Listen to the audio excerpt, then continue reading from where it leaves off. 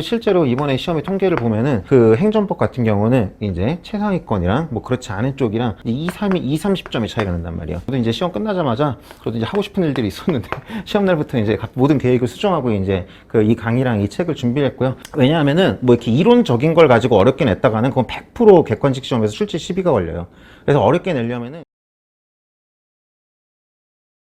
자, 일단은 요 강좌나 이 교재가 등장하게 된 배경은 머릿말에 써놓은 것처럼 뭐 고난도 시험 나는 너보다 앞서가겠다 이제 그런 취지예요. 그래가지고 사실은 이제 시험이 쉽게 나올 수도 있고 어렵게 나올 수도 있는 건데, 만약에 쉽게 나왔을 때는 좀 생각을 해볼 필요가 있죠. 쉽게 나왔을 때는 이 쉽게 나온 거에 맞춰서 내가 좀 공부의 어떤 그 질을 좀 낮출 것이냐, 그건 생각해 볼 필요가 있는 거지만은 어렵게 나왔을 때는 이제 어렵게 맞춰서 내가 그것에 대해 대비하는 거는 뭐 수험생의 당연한 본분일 겁니다. 뭐 강사의 책임이기도 할 거고요. 우리 어떻게 보면은 뭐 어느 정도 뭐 예상이 되었던 일이기도 하고, 왜냐하면 이제 그 조정 과목 제도가 없어지고 필수 과목화가 되고, 그리고 또 공통 과목들은 어느 정도 좀 자격 시험화하는 경향으로 위에서부터 내려오고 있기 때문에 전문 과목이 어려워진 것은 어느 정도 예견이 되었다고 보여요. 그리고 이번에 그래서 실제로 사례 문제가 무려 이제 5개나 20문제 중에 5문제는 사례 문제가 나왔잖아요. 그래서 그 다음 시험도 그렇게 될지는 모르지만은 적어도 이제 뭐 이런 여러 가지가 맞아 떨어지는 이상 저희들이 이제 어려워진 그런 영역에 대비하는 것도 뭐 반드시 필요할 일이라고 생각을 합니다. 다만 이번 시험 같은 경우는 보면은 이번 이제 국가직 9급이죠. 이번 시험이라고 말하는 게, 이번 국가직 9급 시험 같은 경우는 고난도이기도 했지만 사실은 이제 고난도라는 게 이제 두 가지 종류가 있습니다. 하나는 이제 지엽적인 거, 그러니까 여러분들이 접하지 못했던 것을 이제 출제함으로써 어렵게 하는 시험이 있고요. 그리고 지엽적이진 않는데 단순 암기로 풀 수 있는 문제가 아니라 어느 정도 그것에 대한 이해까지 있어야 풀 수 있는 요런 이제 두 종류가 있는데, 이번 시험은 이제 여기가 아니라 이제 여기라고 보여요. 그래서 그것은 이제 실제로 문제를 분석해봐도 그러고, 그리고 통계를 봐도 그런 것이, 지엽주 출제라는 어떤 일이 벌어져야 되냐면 전체적으로 하락이 있어야 돼요. 전체적인 하락이 있어야 되는데, 이번 출제 같은 건 어떻게 했냐면요, 하위권 내지 최상위권은 변화가 없었어요.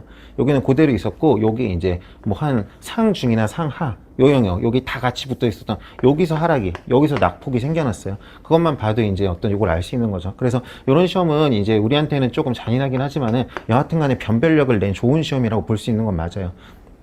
이건 변별을 못 냅니다. 그냥 모두 다 그냥 하향 평준화하는 거고, 요게 이제 변별을 내는 거죠. 그래가지고 실제로 이번에 시험의 통계를 보면은 그 행정법 같은 경우는 이제 최상위권이랑 뭐 그렇지 않은 쪽이랑 어느 정도의 차이가 나냐면은 2, 30점의 차이가 난단 말이에요. 2, 30점.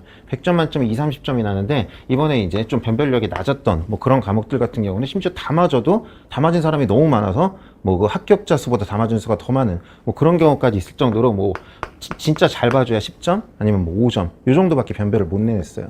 그래가지고 사실은 거기에 이제 써놓은 것처럼 적어도 이번 시험에서는 어떻게 말하면은 좀 자기가 이걸 다 봤어도 이걸 못 보면 떨어지는 거고, 거꾸로 말해서 이걸 다 못 봤어도 이걸 잘 보면은 여기서 이제 여기 2, 30이 위에 있는 쪽이라면은 붙을 수도 있는 약간 그런 구도가 돼버렸어요. 그래가지고 이것에 대해서 뭐 저희가 뭐 당연히 이제 뭐 이거는 이제 처음에 맞은 거니까 이건 어쩔 수 없이 맞는 거고, 원래 첫 방은 어쩔 수 없이 맞는 거지만 한번 맞았으면 이제 대비를 해야 되지 않습니까?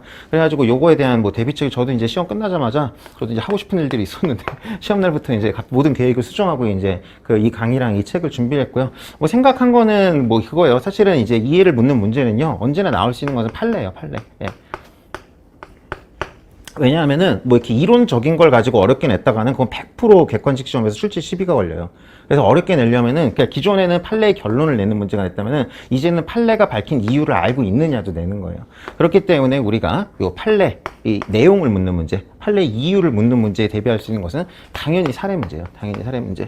선생님이 만든 어떤 그런 모의에서, 물론 뭐 제가 뭐 능력이 굉장히 출중하다면은 제가 아마 굉장히 좋은 문제를 많이 만들어서 그렇게 제공을 해드리겠지만은 저는 이제 그럴 능력도 시간도 없고요. 지금 상황에서 우리가 이제 합리적으로 생각할 수 있는 것은 기존에 이제 출제된 문제 중에서 이제 골라가지고 우리가 그것을 이제 그거 위주로 한번 해보는 것이죠. 그래서 그게 사례 문제예요. 여기가 내잖아요. 네. 사례 문제라는 것은 여러 가지 이유가 있어요. 일단 사례 문제를 고른 이유를 이제 말씀드릴게요. 좀 본론으로 들어가가지고, 사례 문제는 여러 가지가 있는데, 일단은 이번에 사례형 문제가 많이 나왔잖아요. 그래가지고 사례형 문제 형태에 익숙해지겠다. 이게 이제 가장 표면적인 이유예요. 근데 이것은 뭐 주된 이유는 아니에요. 그냥 이게 당장 생각할 수 있는 이유지. 다음 시험에서 사례 문제가 거의 안 나올 수도 있습니다. 거의 안 나올 수도 있어요. 근데 그게 중요한 게 아니라, 사례 문제라는 것은 뭐 갑이 나오고 A행정청이 나오고 을이 나오고 제시문이 나오고 이런 문제는요, 출제자가 성의 있게 만든 문제예요. 여러분들이 출제자라고 생각을 해보십시오. 가장 성의를 들인 문제가 사례 문제예요. 가장 그 품을 들인 문제예요. 그게 가장 품을 들인 문제이기 때문에 많은 경우에 100%는 아니지만은 많은 경우에 필연적으로 난도가 적어도 중 이상은 돼요. 적어도 중인사가 돼요.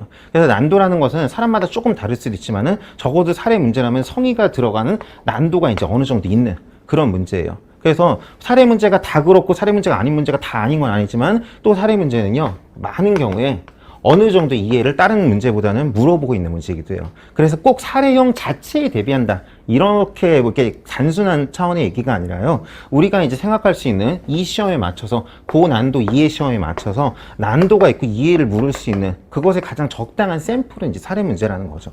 그래가지고 이제 사례형 문제를 가져온 거고요. 어떻게 가져왔는지 이제 구성을 말씀드려 볼게요.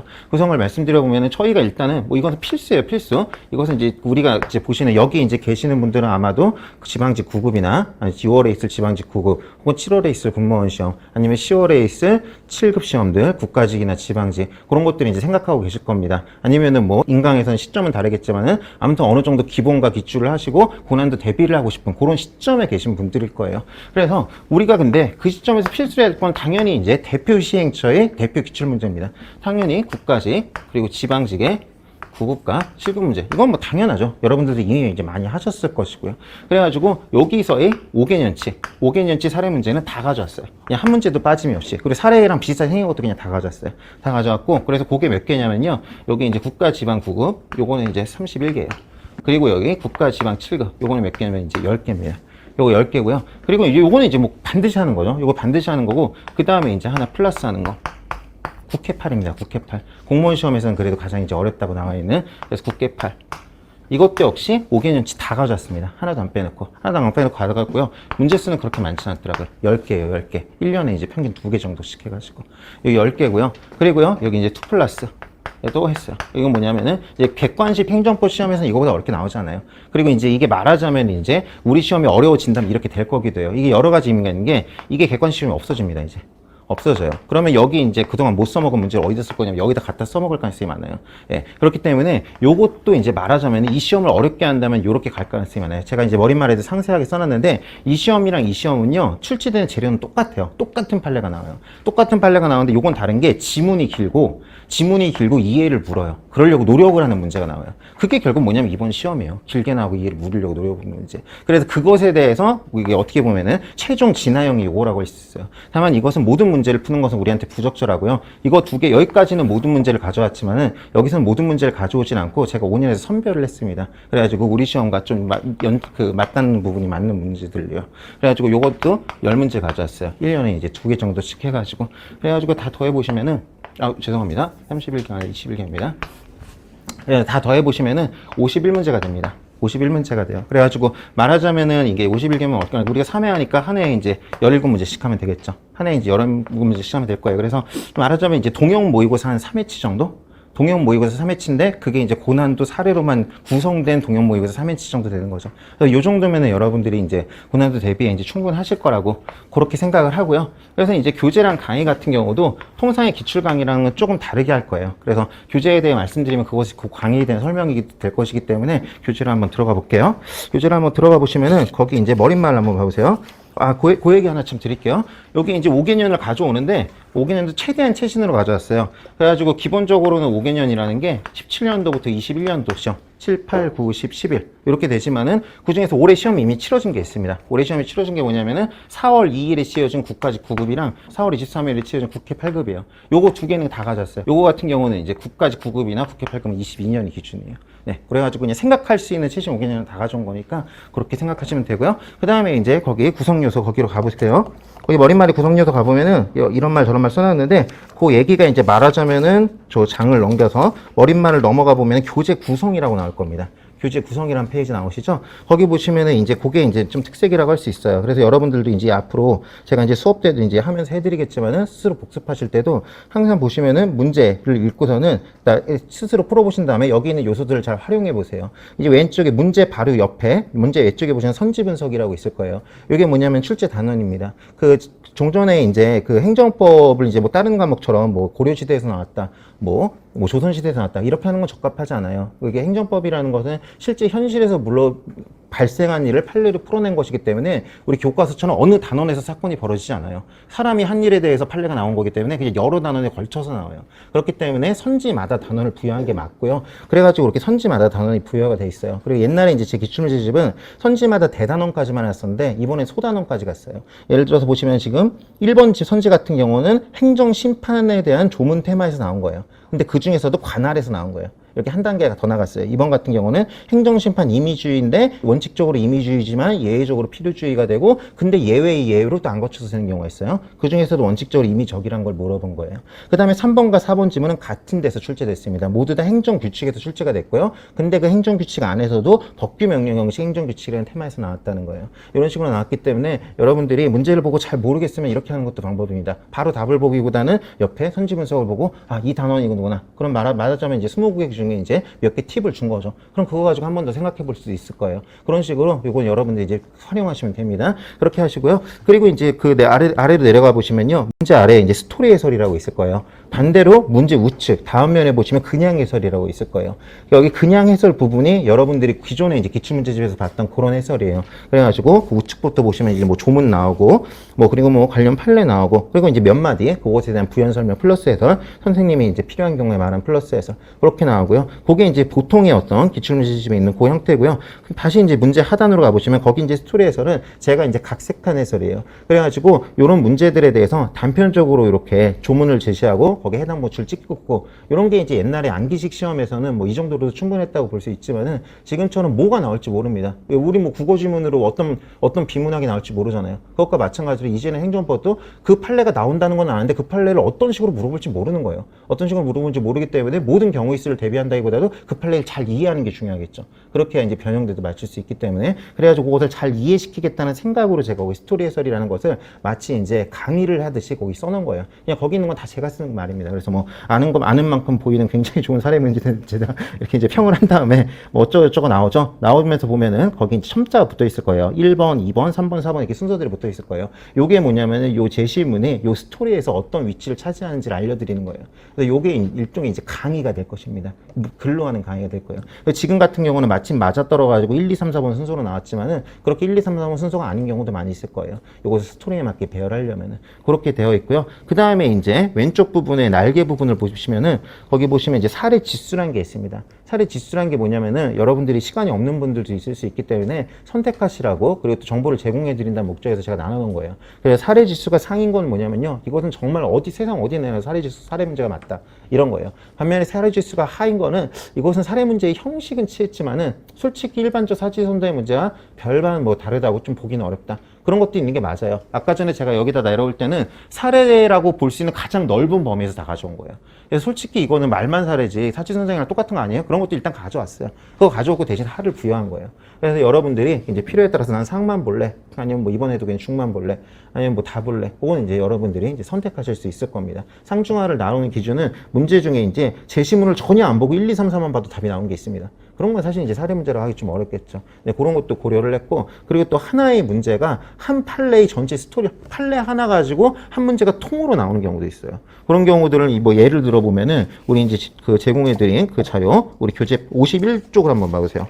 51쪽을 한번 봐보시면은 국가지 7급 1번 문제입니다. 그 50쪽입니다. 50쪽. 1번 보면 다음 사례. 문제에서 알려줍니다. 다음 사례라고. 출제자가 말하는 거죠. 이건 사례다. 하고 다음 사례에 대한 설명으로 옳은 것은 이라면서 50쪽에 국가지 7번 1번 문제가 있는데요. 거기 우측 해설을 보십시오. 해설을 보시면요. 그 여러분 놀라지 마세요. 그게 한 문장이에요. 한 문장. 예, 그게 한 문장이에요. 판례의 한 문장. 예, 그래가지고 거기 그렇게 나오는 거예요. 그러니까 판례 하나 가지고 4개 지문이 다 나온 거예요. 요것은 진짜로 스토리를 가진 문제가 맞아요. 그래서 하나의 어떤 판례를 가지고 거기에서 이제 관련된 거 여기저기 뽑아서 4개의 지문이 다 관련된 거예요. 4개 지문이 각각 노는 게 아니라 이런 것도 사례지수에 반영했어요. 네, 그런 식으로 해가지고 사례지수 상중하가 이제 매겨진 겁니다. 그래서 사례지수는 그렇게 보시면 되고요. 그 다음에 그 아래로 그 어린말 다음에 나온 교재 구성에서 사례지수 다음으로 내려가 보시면은 문제 분석이 나와요. 이것도 이제 여러분들 한번 읽어보십시오. 복습을 할 때 뭐 1, 2번은 이렇다, 뭐 3, 4번은 그렇다. 그런데 뭐 뭐 어쩌고 저쩌고 하다 뭐 이게 일반적인 사지선장으로 나왔다면은 뭐 상위 법령에서 재량인데 하위 규정에서 기속행위가 했을 경우 어떻게 되느냐 이런 식으로 물어봤을 텐데 그거를 이런 식으로 사례로 물어본 거다 하면서 이 문제에 대해서 이 문제를 설명하고 있습니다. 그 다음에 이제 그 풀이 팁 이런 문제는 뭐 어떤 식으로 풀어야 된다. 이 문제에서 그 제시문을 보면은 할 수 있다라고 나와 있는데 거기가 바로 재량행위랑 이따 풀 문제입니다. 우리가 재량행위란 부분이다. 그런데 그냥 2개월이라고 그렇게 그 일의적으로 규정해 놓은 것은 이것은 그 기속행위처럼 규정해 놨지만 사실은 재량 준칙이다. 그렇기 때문에 실질과 형식이 불일치해 가지고 이제 대외의 문제가 발생한다. 그런 얘기들을 이제 거기 써놓은 거예요. 제시문과 선지완의 어떤 상관관계를 거기 써놨어요. 그리고 이제 그 밑에 나오는 출제 예상은 뭐냐면요. 앞으로 이제 이 문제가 뭐 나올 것인가 뭐 이런 것에 대한 얘기라고 보시면 돼요. 그래서 이 문제도 이따가 이제 보겠지만 2년 연속으로 사례로 나왔어요. 인역처에서. 그렇기 때문에 뭐 앞으로도 나올 게 많죠. 그래가지고 보시면은 22년도 국가직 9급에도 2년 연속과의 같은 유형이 사례로 출제되었다 하면서 꾸준히 출제될 것을 예측한다. 이렇게 해가지고 모든 사례 분석이 이렇지는 이 세 가지 문제 분석 프리티 출제 예상이 다 있진 않지만은 그래도 이제 요 순서대로 이제 몇 개씩이 들어가 있을 겁니다. 그렇게 생각하시면 돼요. 그리고 그 우측에 가보시면은 일반적인 해설 밑에 유사기출이라고 있어요. 유사기출은 뭐냐면은 요 사례형도 어떤 그 유형별로 나눌 수 있어요. 봐봐요. 여기 보면은 유사기출이 22년 국가직 9급이라고 나왔죠. 요게 2년 연속이란 거예요. 올해 여러분들 정답률이 가장 낮았던 문제 중에 하나입니다. 22년도 국가직 9급 20번 문제. 요 문제. 근데 보면은 21년도 국가직 9급에 이미 나왔던 문제예요. 사실은 이제 똑같은 문제. 심지어 식품위생법 시행규칙이라는 것도 똑같아. 그것마저도 똑같게 나왔어요, 사실은. 그래서 계속 나올 가능성이 있고 또 어떤 식으로 나올 가능성이 있는지는 이따 문제 풀면서 말씀드릴 거고 나올 수 있는 몇 가지 경우일 수가 있습니다. 그리고 이제 또 넘겨보세요. 넘겨보시면은 한 장 넘기면은 일반적 차례가 나오고 9급부터 7급, 그 다음에 8급, 그 다음에 변호사 시험. 이런 식으로 스텝별로 나오고 한 장 더 넘겨보시면은 진도별 목차 재구성이라고 나올 거예요. 진도별 목차 재구성이란 게 뭐냐면은 우리 그 51개의 문제를 테마별로 배열한 거예요. 아까 말씀드린 것처럼 우리 행정법 문제는 특히 그 중에서도 사례형 문제는 어느 단원에서만 나왔다고 말하기가 어려워요. 그렇지만은 그래도 적어도 이 단원의 중심이다라고는 말할 수 있을 거예요. 그래가지고 그 중심이 되는 단원 기준으로 해가지고 나열해 놓은 거예요. 그리고 이제 맨 마지막에 그 종합 문제 가보면은 이거는 진짜 어느 단어의 중심이라고 말할 수 없이 전자 여러 단위 섞여 있는 거. 그건 어쩔 수 없이 종합이라고 나와 있습니다. 그래가지고 요거 보시면 여러분들이 어떤 식으로 이제 문제가 나오는지도 좀 입체적으로 볼 수 있을 거예요. 예를 들어서 한번 그 테마 65번. 그래서 로마자 4번의 행정구제법에 테마 번호 65번으로 가보세요. 테마 번호 65번을 가보시면 거기 뭐라고 써있냐면은 테마 판결의 기준시나 판결이 종료해야 되는 문제다 라고 말하면서 거기 세 가지 유형이 나와 있는데 두 번째 유형을 보시면은 19년도 지방지 7급에 나온 것으로서 우리 교지 64페이지에 있는 취소사유인데 무효소송을 제기한 사례가 있어요. 바로 밑에 가봅시다. 그럼 뭐가 있을까요? 무효사유인데 취소소송을 제기한 사례가 있겠죠. 그거는 21년도 국회지 8급에서 나왔어요.